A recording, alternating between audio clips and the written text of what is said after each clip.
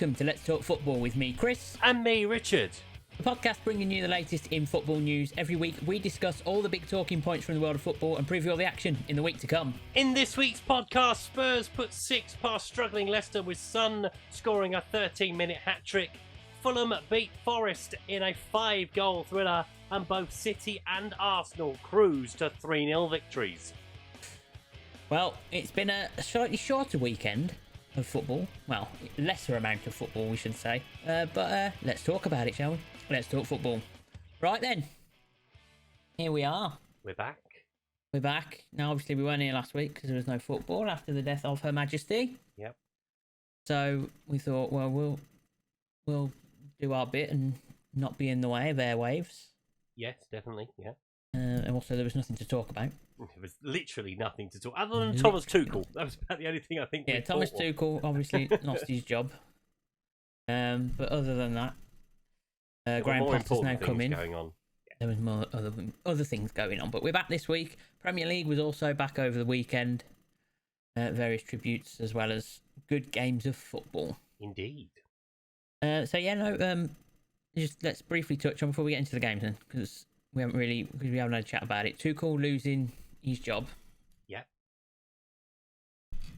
Surprised, not surprised is sort of my angle on it. Yeah. Yeah, I mean, obviously with new owners, you would kind of expect if they want to bring in their own man. Yeah. The timing of it seemed a bit odd, but obviously he'd been making noises, a bit like Scott Parker did with Bournemouth. Been making noises about being unhappy with how transfer activity was going, and yeah. So they decided to pull the trigger. Yeah, it was an odd one, but at the same time, they hadn't had the best of starts, but I don't think they'd been bad. Do you know what I mean? No. As we've been saying, they've been plodding along. They've been winning games. Yeah. So it's a bit of a surprise, but Graham Potter goes in. Yeah. Done a brilliant job with Brighton. Yeah. Obviously, this is now a step up. This is a big step up. Big step. Yeah. In terms of size of club and what you're dealing with and the games. And the egos. Yeah, and he's only really had the Champions League game last week. Yeah. Didn't go well. No, but they didn't lose. No. But we'll see how it goes. Obviously, they didn't. Because I think, actually, I was thinking about this. Obviously, the Liverpool-Chelsea game got postponed. Yeah. But actually, I felt for both of those clubs at the minute who are sort of struggling. They'd have both. Yeah. Yeah, they'd have both fancied playing each other at this point, I think. Yeah. Chelsea will go a month without a Premier League game. Yeah. So because we're straight into the international break after this now. Yeah. So we are in the international break. We are officially in the international break. So yeah, no, a bit of a strange one, bit surprised, but both clubs could have done with that game, but we'll see how they are looking when they get back from international duties. Let's move on to the football then. Let's start with Spurs, you might as well. Yeah. It's an excellent second half performance from Spurs, I think, would be the best way to characterise it. Yeah, it was a very even game first half, I felt. It was a very even game first half. It was a good game in general, and it was, that first half was very, very good. Yeah, if you'd have said to me at half time, bearing in mind it was 2-2, that we were going to win 6-2, I was like, nah, mate, forget it. Yeah, you wouldn't believe it. Absolutely. But Leicester just seemed to fall apart a little bit. Obviously, you were there live, and you're probably going to be biased towards, no, Tottenham moved it up a gear, blah, blah, blah. We did step it up a gear. They made a few errors as well. Obviously, for Bentancur's goal, they gave the ball away, on the edge of their 18-yard box. That's a criminal mistake to do that at any level. And then they just didn't mark Sonny for 14 minutes. And he just went, yeah, I'll have a few. I need a few. I'll have a few. They were beautiful goals, considering he hadn't scored this season. Yeah. Some beautiful strikes. Well, once you get the one, then it gives you the confidence then, doesn't it? I mean, he got the one. Beautiful take on that one. They gave him far too much room for the second one. Didn't bother closing him down. Yeah. He gets lucky with the third one because obviously he got VAR actually gave a decision in our favour, which is like, that never happens. Oh, it does. And the goalkeeper should have saved. You mean it gave you something in your favour? It didn't give the hair pull on Cucurella for Chelsea, did it? You got a goal out of that. That's already happened. That's gone. Sorry, what? We don't worry about that. That's what I thought. We don't worry about don't give us anything. Listen to this guy. But we definitely stepped it up a gear. I think Son coming on when he did, they were starting to tire Leicester, and yeah, we took full advantage of it. Yeah, I think Leicester's problem is they have an 11. Yeah. And even the 11 isn't as have the quality that it used to have. And then you go beyond that 11 and it starts to struggle. Yeah. To be fair, first half, they were very good. They were winning the ball back in midfield. The three of them, and Ndidi, Tillemans and Dewsbury Hall were, giving Pierre and Bentancur the runaround. Patson Daka was causing problems in behind against Davinson Sanchez and Dyer. Yeah, so I feel sorry for Leicester because they shouldn't have lost that game 6-2.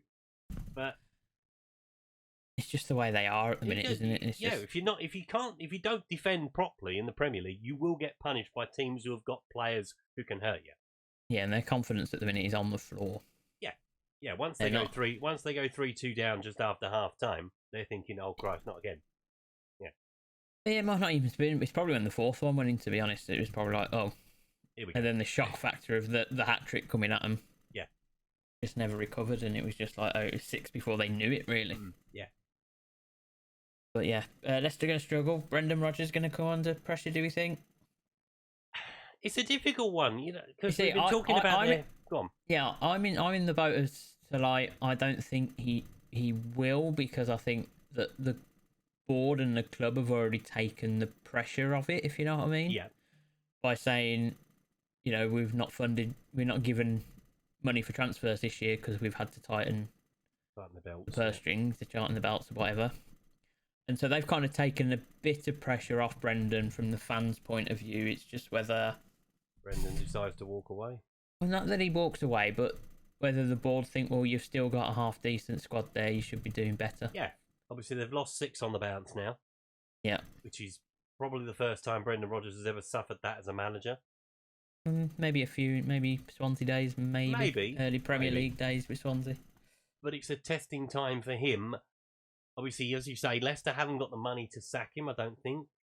It's going to be double figures in terms of the millions he's going to be paid out with the contract he's got left with them. Yeah. So, yeah, does Brendan fall on his sword? I can't see him doing that, but if he sees it to the point, if we get to October, November time and they're still in the same situation, someone's going to have to do something. Yeah. Because otherwise they are just sliding out of the Premier League. Yeah, it's looking that way at the minute. They're struggling. I don't know whether it kind of makes them throw something at it in January, maybe. Maybe. If they think, would spending 15, 20 million, up to 30 million in January be less of a loss for them this season than losing Premier League revenue next year. Yeah. I mean, if they play like they did in the first half, they'll win games. Because they were at it, they were on us, they were putting us under pressure, they were trying to hit us on the counter-attack, because obviously the away side you do. But in the end, it just came down to both boxes. That's it. And if you can't defend in one box, and you're not going to score in another. I mean, scoring 2 away from home is good. It is, but conceding 6 it's not ideal. In your net, it's not ideal. No. But there we are. So yeah, that was the big result from the weekend, really. But then I want to go to Friday night, and I mentioned it in the intro, the Forest Fulham game. Yeah. It was a very good game. Very, very good game of football. 3 goals in 6 minutes from Fulham. Yeah, I mean, it was just like that turnaround happened very quickly. Before you knew it, it was 3-1 to Fulham. Yeah. And yeah, it was quite end to end at times. There was chances from both sides. I think Forest probably a little less creative than Fulham were, but showing some signs. But obviously both of these clubs have just come up, so you were expecting an even game. Although some Forest fans might say, when you look at the money we've spent, maybe it shouldn't be. No, but then Fulham have adapted to the Premier League better than they normally do. Well, yeah, and that, I think they've invested more smartly. Yeah, obviously bringing in Willian is a great bit of business. Yeah. Now, he's got that quality. He's got that little spark that can make something happen. Obviously, he was involved in the second goal. And, whilst Forest have brought in a number of players, as we've said right from the start with that, they need them to gel, and they need them to gel very quickly. Yeah, they do, and it's taking a bit of time, because these are the games Forest need to be winning at home. They need to be winning against the likes of Fulham. Yeah, but they need to beat the teams that are going to be in and around them probably at the end. Yeah. Yeah, and it's a bit worrying if you're a Forest fan to be losing from one of the teams that come up. As good a start as Fulham have had this year, you don't want to be giving up too many points like that at home. No, and that's 4 defeats on the bounce for Forest as well. Yeah, so not ideal, but I mean, they're not cut adrift or anything like that. No, nothing like that. It's just, that's a worrying trend. It is, but there's still time. I mean, they're up there. I'm 4 points at the minute, second from bottom, only to Leicester. Yeah. We only have 1 point this season, Leicester. Forest on 4, but West Ham are on 4. We'll come on to them into a bit. Wolves and Palace are only a couple of points ahead of them. So they're not very early days. It's early in the season. There's still plenty more to come. But no, it was just thoroughly entertaining game with some good goals, and I just thought that was worth a good mention. I think those two clubs will need to. Yeah, Paulinho's goal in particular was a very good goal. Oh yeah, that was a good curling effort from the edge of the box. Yeah, enjoyed that one. Yeah. Then also on Friday night, we had 2 Friday night games. Which is unusual. But Villa Southampton was the other one. That finished 1-0 Villa, and much needed win for Aston Villa. Yes, they've had a little bit of improvement. Yeah. Before the break last week. But I think Gerrard has been working them hard in that extra time they've all had. Yes. Yeah. And that was a good win at Villa Park. And we saw bad Southampton. Well, indifferent they were Southampton. Bad. Yeah, I wouldn't say they were. They weren't. It wasn't that we're going to lose 9-0 Southampton, was it? But I mean, they were in the game. They didn't. I mean, they only had 1 shot on target, I think, so it wasn't the best performance from them. But you're away from home in the Premier League. They defended well. They had They had enough of the ball. Yeah. They just couldn't really make inroads. Yeah. They just really couldn't make any inroads into Villa, who have really, really started to improve. Yeah, defensively they were very good, Villa. Yeah. Just need to score some more goals, I think. I think that's a big difference, though. And that's probably one of the things Gerrard probably has done, is to just go, right, okay. It's tighten us up. We might be a bit boring for a little bit while we kind of get used to this. Yeah, make themselves difficult to play against. Yeah. Yep, and then it becomes a bit easier. Back to Saturday then. Let's talk Manchester City. Oh. Easy peasy. I mean, when you score in the first minute. Yeah. 55 seconds, was it? Jack Grealish tapping in at the far post. Just went, thanks for that one. Erling Haaland on the score sheet again. Yeah. Nathan Collins, I don't know what he was doing. Oh, mate. That's as bad as a red card I think I've seen for a very long time. It's just bonkers, isn't it? It's just why are you doing that? No need for it. There's no need to make that challenge. Because he's 30 yards from goal. Yeah. It's Stand just him born up. out of frustration, isn't it? Yeah. Oh, it is. Yeah. But I don't know why, you're 2-0 down at home to Manchester City. Of course you could be there. So why you... I don't know. I don't know what comes over them when they do that. To be fair, they play well with 10 men, Wolves. I think they probably played better with 10 than they did with 11. Well, they just kind of closed up shop, didn't they, a bit? But they were hitting them on the counter-attack a lot more. Yeah. Whereas they were trying to do it before he got sent off. And it just wasn't really working. They didn't really know whether to go long or whether to go short. And then they were kind of just they only had one option then, didn't they? The top of them. Yeah. Yeah. Haaland will be disappointed. He only scored once. Yeah. That's poor by his standards. Yeah. Poor by his standards, but he's happy with his goal. And then Phil Foden wrapped it up to make it 3-0. Easy peasy for City, that overall. Once they were 2-0 up, they've gone down to 10. The team go down to 10 men. It puts them in cruise control, doesn't it? Yeah, definitely. See what they like at that point. So yeah, give them a chance to get a few of the young kids out. I think Cole Palmer played, didn't he? And Cole Palmer they brought Alvarez on. Yeah, Gomez gives them a chance to get some minutes yeah. on. Easy peasy. And then the other game on Saturday was Newcastle-Bournemouth. That finished 1 apiece. Bournemouth taking a surprise lead, I thought, at St James's Park. Yeah. Because, I mean, Newcastle absolutely battered them. Oh, there was an instance where it come off the post, it come off the other post, keeper cleared it off the line. And 20 shots. Newcastle had 20 shots in that game, and they were all over them. And then all of a sudden, Bournemouth take the lead, and you think, oh no, here we go. Yeah. You know, you must be thinking that as a Newcastle fan. I mean, still how you don't win that game, I don't know. No. But then they get the penalty, and Isaac's able to step up, get another goal. Was it a penalty for for his you? new club? I think so. Yeah, his hand was away from his body. Yeah. Yeah, it's one of them, isn't it? Yeah. But I think you're always going to get those, I think, now. Yes, with the technology. Yeah. Yeah. Until you're always going to get those until you don't get it. Yeah. I guess. One of those situations, isn't it? But no, solid game, that one. But the way Newcastle just absolutely battered them minute after minute and just couldn't get the breakthrough. That was the story of that one. Yes, it was. Yeah, it was very much, backs against the wall for Bournemouth. Yeah. Yeah, and then they will find this Newcastle. Teams will start doing that to them because they have that threat now with Isaac down the middle. Yeah. That's it. They do have that. And Gamara's in behind him, obviously pinging the ball around. At maximum. Yeah. Running around. But I mean, Bournemouth are going to do that away from home. But I think from Newcastle point of view, though, they'll be quite disappointed that they didn't score. Yeah. Yeah, because they're disappointed they didn't win. Yeah. Yeah, they should have scored loads in that game.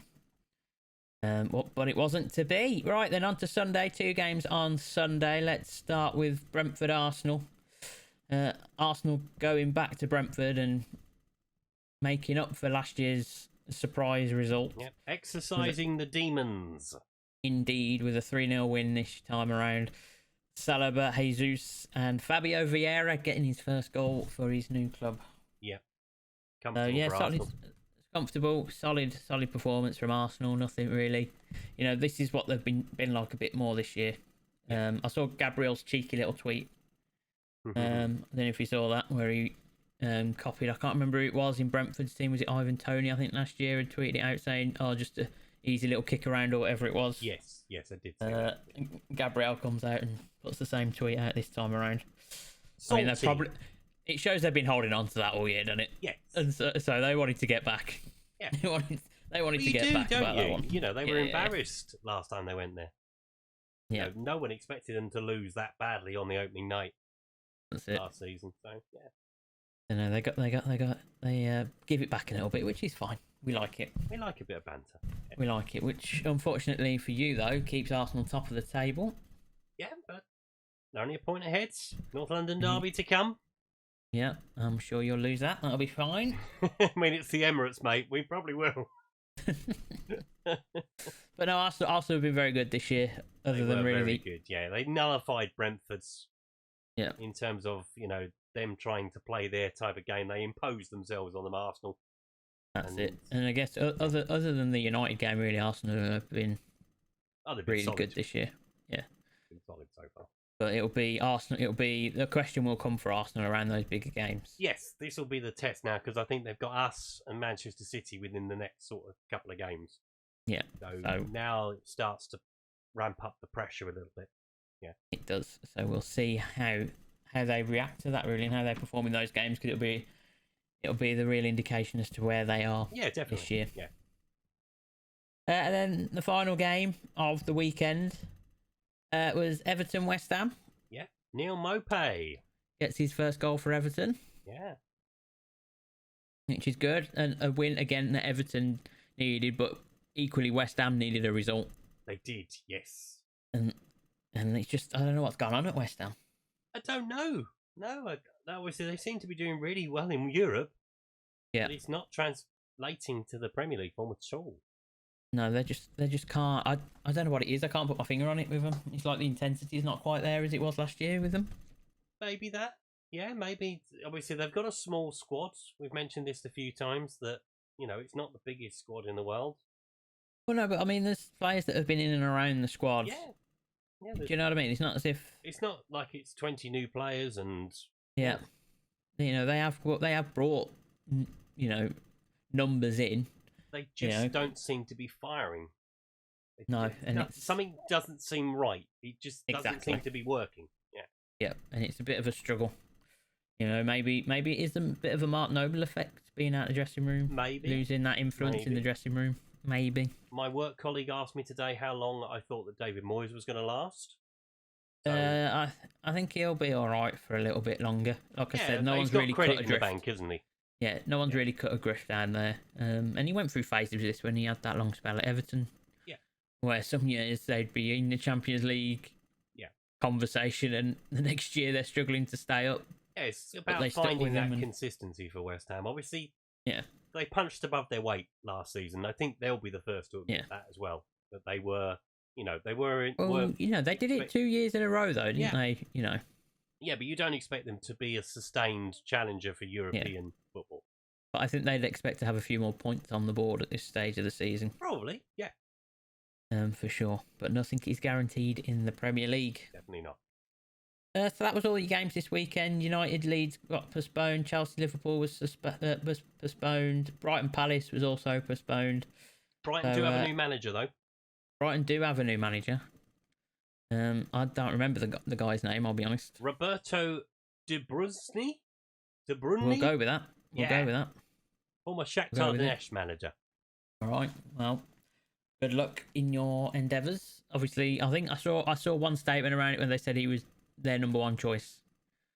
So obviously, he probably was. So it means he was probably number 5 on the list. Yeah, but Brighton do have this habit. I mean, they had it with Graham Potter. That they go out and find somebody that nobody's heard of. Well, that's it. And it'll actually be quite good. By the sounds of it, he plays the same style of football as Graham Potter does. So they're going for that continuity. Yeah. Yep. So we'll see how they get on. Obviously, you've got a bit of time to work with. Yeah, he's got a few of the players at Brighton. Yeah. So there'll be a few of them still on site training, I imagine, at Brighton. And so we'll see how he adapts and how he gets on. It's going to be a tough challenge though to adapt to the Premier League, but yeah, we'll see. We'll see. Right. Shall we then now have a little look and see what's going on around the world, shall we? I will take you around the world. We start this week in the WSL, where Rachel Daly scored twice on her debut for Aston Villa as they beat Manchester City by 4-3. Another one of the England's Lionesses scored twice. That was Beth Mead as Arsenal beat Brighton 4-0. There were also wins for Manchester United, West Ham, Liverpool and Tottenham, which included an amazing strike from Ashley Neville. In Serie A, Monza shocked Juventus and beat them by 1-0. Roma lost by the same scoreline as Jose Mourinho was sent to the stands. Udinese continue their great start to the season by beating Inter 3-1. Napoli beat AC by 2-1, so it was a bad weekend for the Milan clubs. In the Bundesliga, Julian Nagelsmann received the dreaded vote of confidence as his Bayern sides were beaten 1-0 by Augsburg. Union Berlin continued their unbeaten start to the season with a home win against Wolfsburg. In La Liga, it's Hala Madrid as they win the Madrid derby by 2-1. Barcelona beat Elche 3-0 with another 2 goals from Robert Lewandowski as he settles into life in Spain quite nicely. In Ligue 1, Lionel Messi scored the only goal as PSG beat Lyon. Marseille were held to a 1-1 draw by Rennes as Matteo Guendouzi scored in both ends.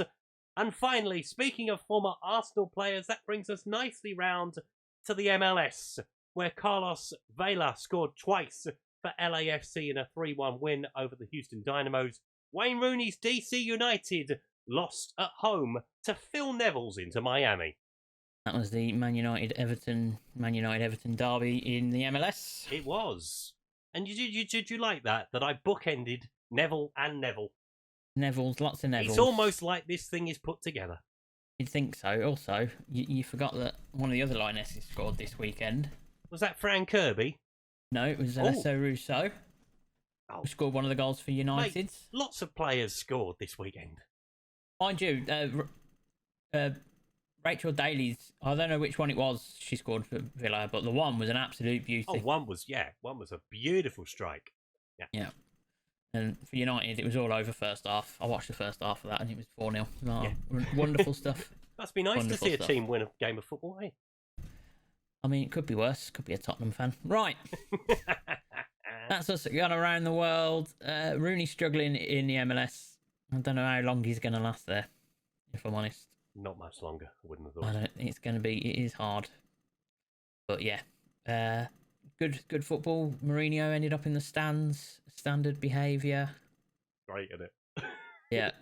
It's Mourinho antics, isn't it, at his best? Yeah. Napoli beating AC is a bit of a turn up for the books, I think. Yeah, as is Monza beating Juventus. That's a big shock. Big shocker. Yeah. Obviously coming off a high of the Grand Prix last week. Yes. Right, so let's move on then to talk about our Football Manager Wonder Kid. Football Manager 2016 Wonder Kid, Donis Avdijaj, is the man we are following this season to see how their career has progressed following their Wonder Kid status in Football Manager. So, where are we? What's he up to? He's played 2 games since we last did an update on Donis.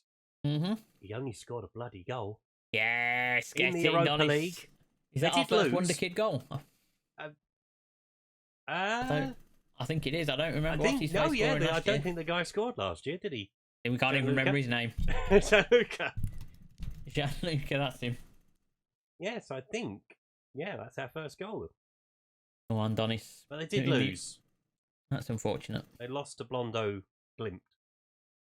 Well, he scored, so he contributed, and that's the important bit.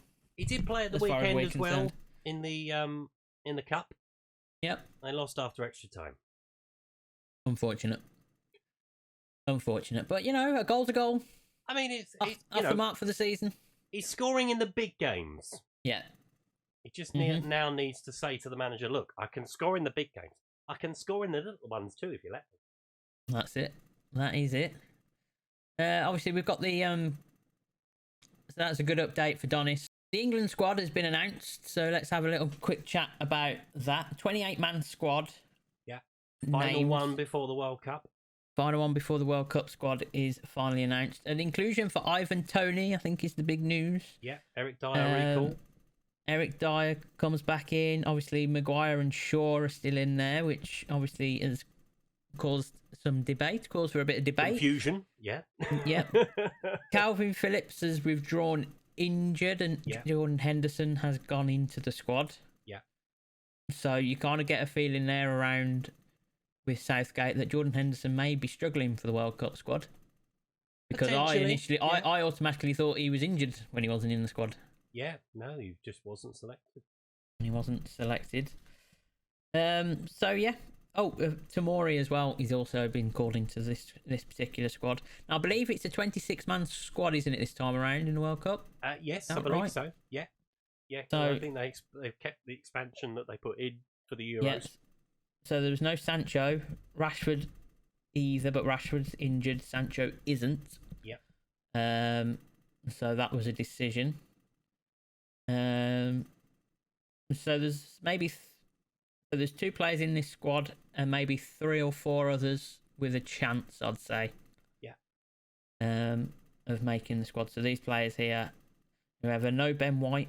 No Ben White either. No. He'll be one of the ones trying to force his way into contention between now. It's going to be very difficult. I think it's going to, if you're not in this squad. Yeah.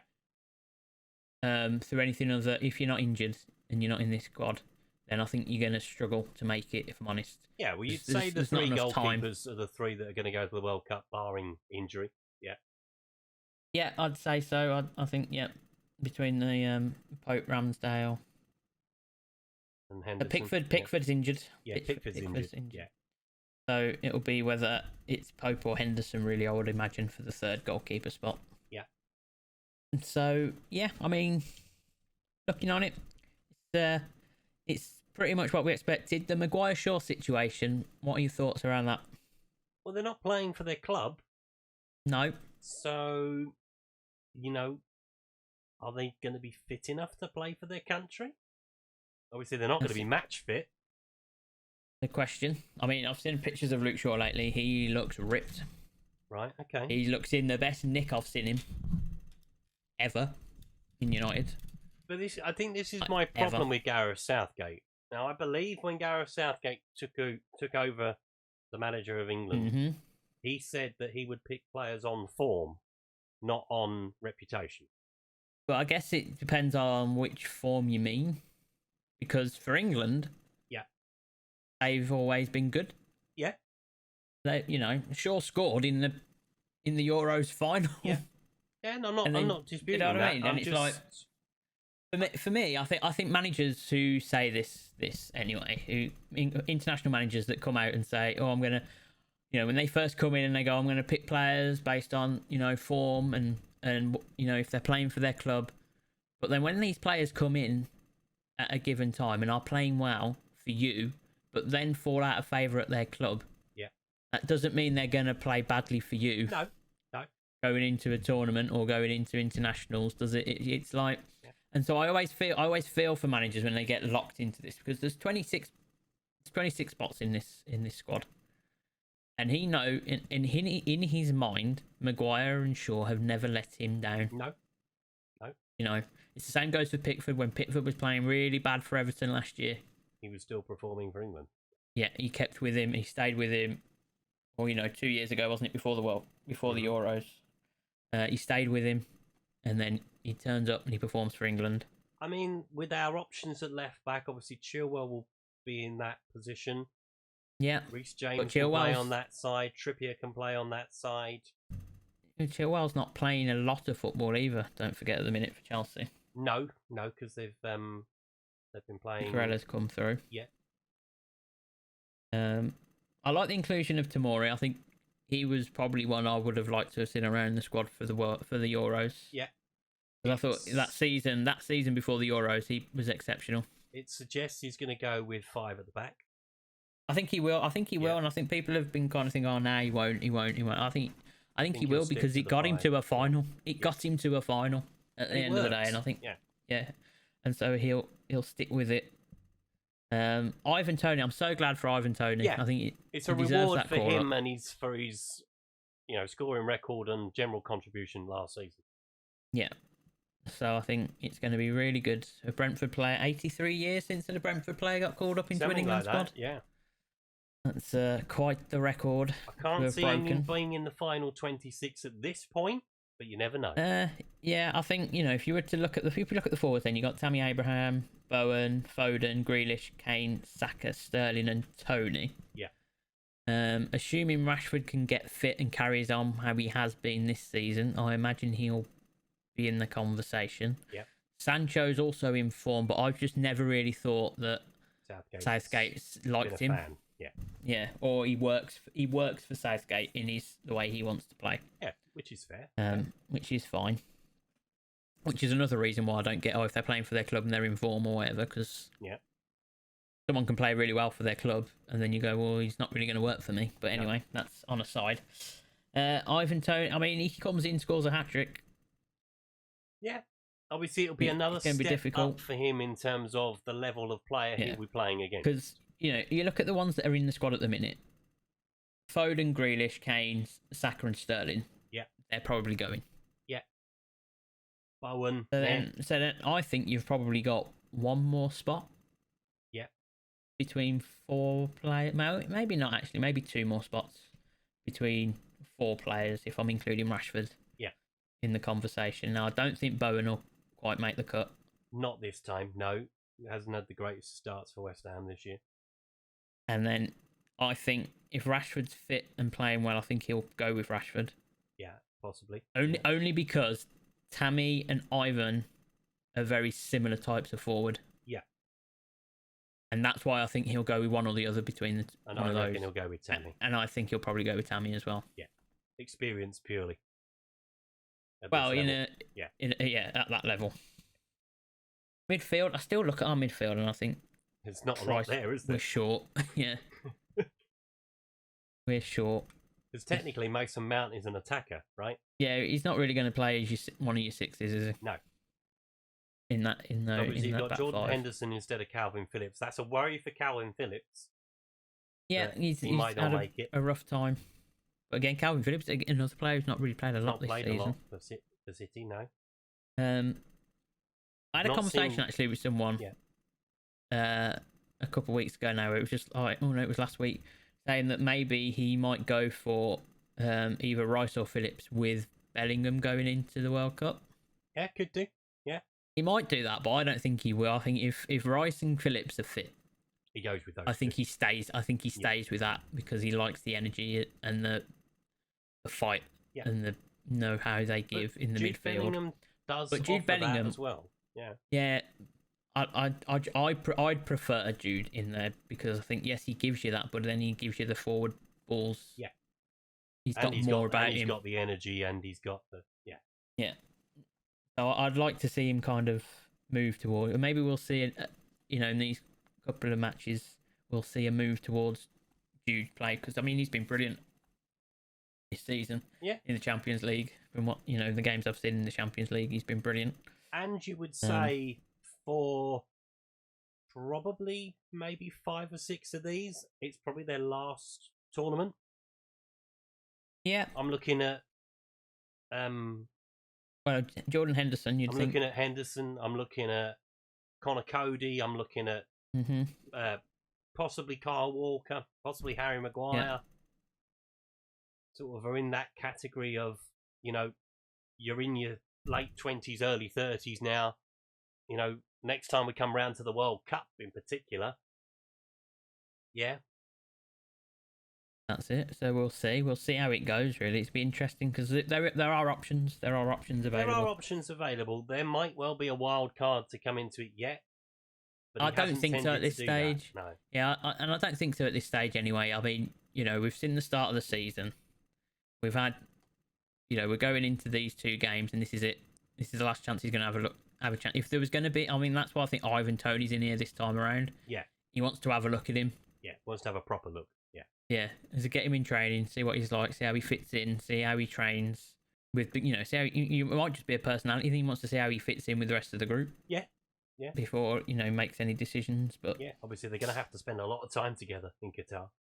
Yeah. They are, hopefully Hopefully loads of time. Spend 6 weeks together. Yeah, almost be having Christmas together. Yeah. But yeah, so that's the England squad. So we'll see how what happens with that. Do you want to have have you done any prep on fixtures? I have done a little bit of prep on the Nations League. Obviously, the Nations League starts tomorrow and goes right through to next Tuesday. So, so I'll take you through the games where the home nations will be featuring, if that makes sense. Okay. So we start with Thursday night. Belgium take on Wales in Belgium. That'll be a tough one for the Welsh. England play on Friday. They take on Italy in Italy on Friday. Northern Ireland take on Kosovo on Saturday at 5. And then there's a home nations clash between Scotland and Ireland on Saturday. Game on Sunday for Wales as they take on Poland. England play on Monday. They take on Germany. And then we're back to Tuesday again. So, yeah, there's a few games for us to sink our teeth into next week. Right. Well, we'll have a little look at those then next week. See where we all are. England are in danger of getting relegated from the top league in the Nations League. But we'll see what happens. It'll be there. fine. It'll be fine, I'm sure. But for now, I guess that's it from us this week. Thank you so much for listening, watching. You can tweet us if you want to get in touch at Let's Football Pod. You can email us at letsfootballpod@gmail.com. We'll be back next time to go through all the international football. Look forward to next week's Premier League. But for now, we will see you all later. All right. Bye. Bye.